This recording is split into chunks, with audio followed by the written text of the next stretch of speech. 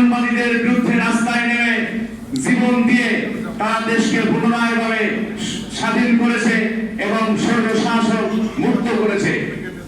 আজ বাংলাদেশের শহীদ আবু সাইদ এই দিনে বুক পেতে দিয়ে যেভাবে বাংলাদেশের মানুষকে স্বাধীন করে দিল, আজকের সেই শহীদদেরকে বিতর্কিত করার জন্য, এই আন্দোলনকে ভুলিয়ে দেওয়ার জন্য আমাদের প্রতিবেশী দেশ ভারত এবং ইসরায়েলের ষড়যন্ত্রে আমাদেরকে আবার কিন্তু আরেকটি রক্তাক্ত পরিস্থিতির মোকাবেলা করার জন্য তারা মুখোমুখি করে দিচ্ছে।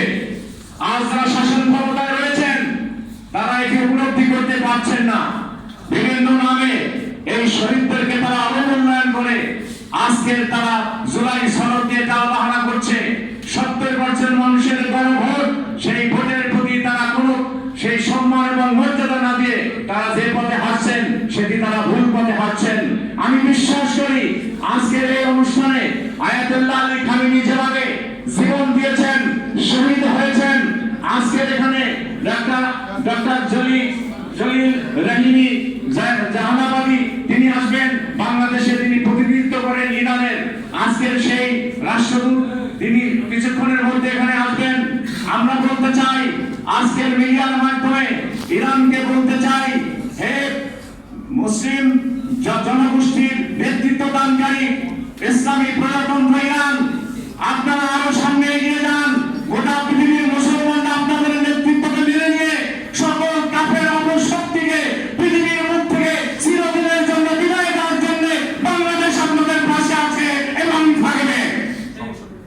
আমরা আরো বলে দিতে চাই, ইসরায়েলের সেই জায়নবাদীরা, ভারতের নরেন্দ্র মোদীর ষড়যন্ত্রকারীরা 5ই আগস্ট এবং জুলাইয়ে আমরা যেভাবে তোমাদেরকে পরাজিত করেছি, আগামী দিনের যে কোনো ষড়যন্ত্র ইনশাআল্লাহ আমরা পরাভূত করে বাংলাদেশকে একটি ইসলামী প্রজাতন্ত্র রাষ্ট্র হিসাবে পরিগণিত করবো ইনশাআল্লাহ। সেদিনে আমাদের আন্দোলন থেমে যাবে। এর আগে আমরা থামবো না, আমরা নীরব হব না, নিবৃত হব না ইনশাআল্লাহ। সেই আন্দোলনে আপনাদেরকে শরীক হওয়ার আহ্বান জানিয়ে আমি আমার সংক্ষিপ্ত বক্তব্য শেষ করছি। আল্লাহ হাফেজ। বাংলাদেশ জিন্দাবাদ। আমরা আপনাদের পাশে আছি।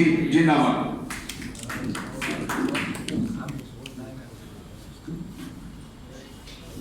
প্রিয় অতিথিবৃন্দু, যেহেতু এটা দোয়া এবং স্মরণ সভা, তো আমরা কেউ রাজনৈতিক বক্তব্য এখানে না দিই।